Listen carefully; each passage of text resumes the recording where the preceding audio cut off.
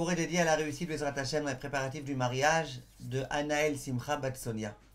Chers amis, nous nous trouvons à présent dans des jours qui sont tout à fait particuliers. Les jours qui succèdent aux grands jours de Yom Kippourim et qui viennent juste avant la fête de Sukkot. Chachamim disent que ce sont des jours absolument exceptionnels et extraordinaires. À tel point que Chachamim vont dire que alors que Hachem a effacé les fautes le jour de Yom Kippour, il n'y a pas de nouvelles fautes qui vont être comptabilisées jusqu'à la fête de Sukkot. Et le Midrash s'explique. Il dit tous ces jours-ci, les Juifs ils sont préoccupés à construire leur soukha, à acheter les arbat aminim, le lulav, le etrog, adas, arava. Les femmes elles sont en train de cuisiner et les enfants ils sont en train d'aider leur maman, etc. Tout le peuple juif est en pleine effervescence, en train d'accomplir des tas de mitzvot. Disent Rachamim, quand est-ce que les Bnei Israël vont peut-être à nouveau recommencer à fauter?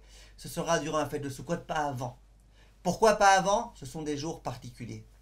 Vient le Shla Kadosh et il dit que ces quelques jours qui succèdent à Yom Kippourim, c'est un petit peu comme la continuation de Yom Kippour. Yom Kippour, c'est un jour de kapara, un jour durant lequel Akadosh Baruch Hu a expié nos fautes. D'une certaine façon, les jours qui succèdent maintenant, ce sont des jours durant lesquels nous avons la possibilité de continuer l'expiation des fautes. Et écoutez bien, mes chers amis, ce que dit le Rav Yonatan Eibeshitz. La Gemara, dans Masechet Yoma Daf Kaf, dit que Ha-Satan, le Satan, c'est la Gimatria de 364. Or, nous savons très bien que dans l'année, combien de jours il y a? 365. Dit la Gemara, ça veut dire qu'il y a un jour dans l'année où le Satan n'a aucune possibilité d'agir. C'est quoi ce jour-là? C'est le jour de Yom Kippour. Le jour de Yom Kippour, il n'y a pas de Satan. Le Satan n'a aucun pouvoir. 364 jours dans l'année, il peut agir. Pas 365. Vient Rabbi Yonatan Eibeshitz et pose une question extrêmement puissante. Il dit, je ne comprends pas la Gemara. Ha-Satan, c'est 364, c'est vrai. Mais le Satan, il ne s'appelle pas le Satan. Il s'appelle Satan. Satan, c'est combien? C'est 359. C'est pas 364, c'est pas 365, c'est 359. Donc la camarade dit, tu sais, Ha-Satan, c'est la Gimatria 364. D'accord? Mais qui a parlé de Ha-Satan? Nous, quand on parle du Satan, on parle du Satan. Alors c'est vrai qu'avec les Gimatriotes, on peut s'amuser à faire beaucoup de choses, et même rajouter ici une petite lettre, un petit machin, un petit Aïn, un petit Yud, un petit... Mais non, la camarade, c'est sérieux. Bien le Rabbi Yonatan Eibeshitz, et il prouve de là qu'il n'y a que 359 jours dans l'année où le Satan a le pouvoir d'agir. Et il y a 6 jours dans l'année où il n'a pas le pouvoir d'agir. Évidemment, comme la Gemara dit le jour de Kippour, il n'a pas le pouvoir d'agir. Mais aussi durant ces 5 jours qui sont entre Kippour et le premier jour de Sukkot, il n'a pas non plus la possibilité d'agir. Profitons, mes chers amis, de ces jours-ci.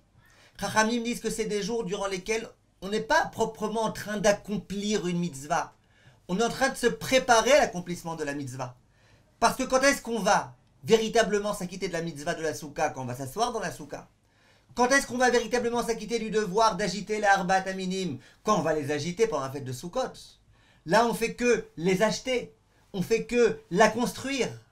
Alors, vient le Sfat Emet et il dit, tu vois qu'aux yeux de Akadosh Baruch Hu, les préparatifs de la mitzvah, c'est quelque chose de très grand. Si la Gemara dit que durant ces quelques jours-là, le Satan n'a pas le pouvoir d'agir et qu'il n'y a pas de faute, etc., c'est que ces préparatifs-là, ils sont très importants. Pourquoi? Dit le Sfat Emet, aux yeux d'Akadosh Baruch Hu, ce qui est important, c'est pas uniquement l'accomplissement de la mitzvah, c'est l'engouement du peuple juif, la véritable envie d'accomplir la mitzvah.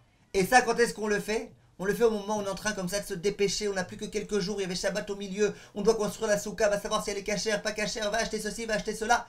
C'est dans cet engouement-là qu'on accomplit avec beaucoup de joie, qu'on réjouit à Kadosh Baruch Hu. Et le Shla Kadosh dit justement, ces jours-ci, on investit du temps, on investit des énergies, on investit de l'argent, et tout ça avec joie. Et bien ça, c'est la continuation logique de Yom Kippour. Et c'est grâce à ça, Bezrat Hashem, qu'on aura le droit d'avoir une Gmar Khatima Tova. Be'atzlacha, mes chers amis, et qu'on ait Bezrat Hashem, Chag Sameach.